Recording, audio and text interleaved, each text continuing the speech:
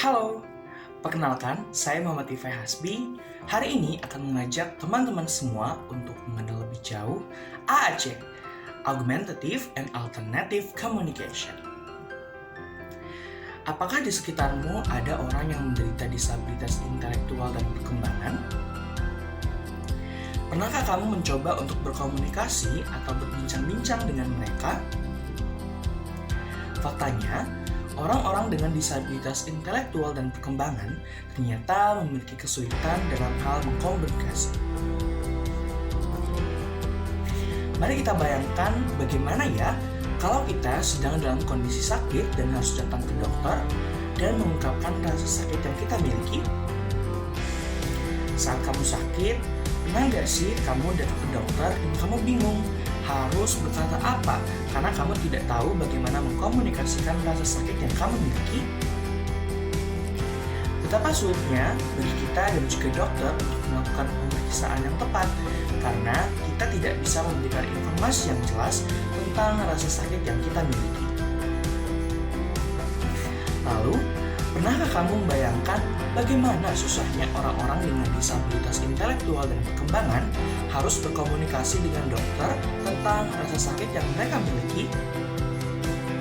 Bagi orang-orang yang tidak menderita disabilitas intelektual dan perkembangan, komunikasi dengan orang lain adalah hal yang mudah-mudah saja. Tapi kondisi ini sangat jauh berbeda dialami oleh orang-orang dengan disabilitas intelektual dan perkembangan. Tapi jangan khawatir, karena saat ini sudah dikembangkan AAC, Augmentative and Alternative Communication, untuk membantu orang-orang dengan disabilitas intelektual dan perkembangan untuk mengungkapkan rasa sakitnya dengan mudah dan berkomunikasi dengan tenaga kesehatan dengan cara yang efektif. Yuk berkenalan lebih jauh dengan AAC.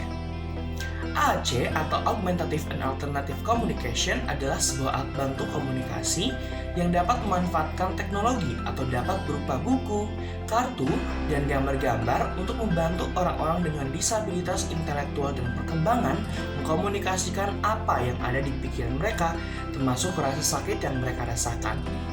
AAC dapat dilengkapi dengan gambar, warna, dan informasi singkat yang menggambarkan bagaimana rasa sakit yang dirasakan oleh orang dengan disabilitas perkembangan. Tidak hanya itu, AAC juga dapat membantu melalui gambar-gambar yang ada, seperti gambar anggota tubuh, kemudian yang terasa sakit, bagaimana rasa yang dirasa sakit oleh penderita, dan bagaimana intensitas atau bentuk sakit yang dirasakan oleh penderita. Ternyata, masalah yang dialami oleh orang dengan disabilitas intelektual dan perkembangan tidak hanya sampai di situ loh. Mereka juga sangat kesulitan jika harus datang ke apotek untuk membeli obat. Nah, dengan adanya AAC ini, orang dengan disabilitas intelektual dan perkembangan akan sangat terbantu. Lalu, bagaimana sih bentuk kartu AAC yang telah dikembangkan oleh Dewang Pharmaceutical Company melalui kampanye SAPEG?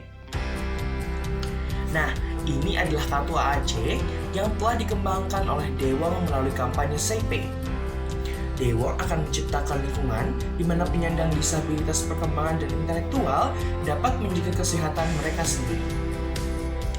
Komponen yang terdapat dalam kartu AAC dapat menggambarkan gejala sakit yang dimiliki, mulai dari sakitnya di mana, bagaimana rasa sakitnya, bagaimana kepalamu sakit, bagaimana matamu sakit, bagaimana perasaanmu, dan lainnya. Cara penggunaannya sangat mudah.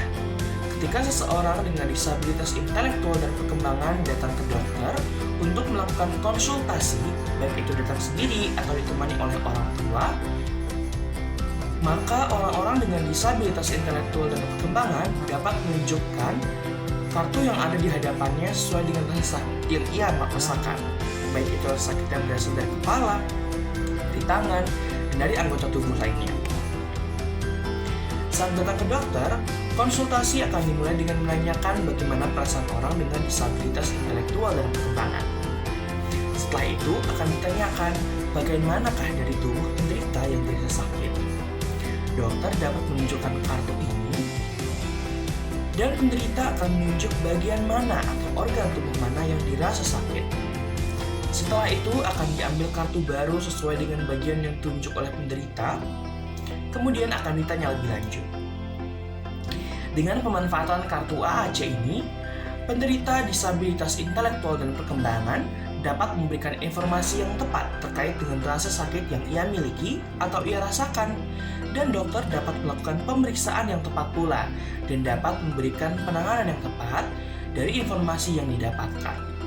AAC tentu sangat membantu untuk memastikan pelayanan kesehatan yang didapatkan oleh orang dengan disabilitas intelektual dan perkembangan menjadi tepat sasaran.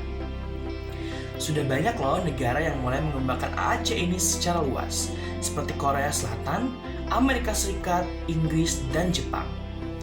Untuk di Indonesia sendiri, Daewoo baru memulai untuk mengembangkan hal ini dan harapannya dapat secara cepat diimplementasikan secara luas di Indonesia. Sekian untuk bahasan Daewoo kita hari ini, semoga membantu. Terima kasih dan sampai jumpa di video selanjutnya.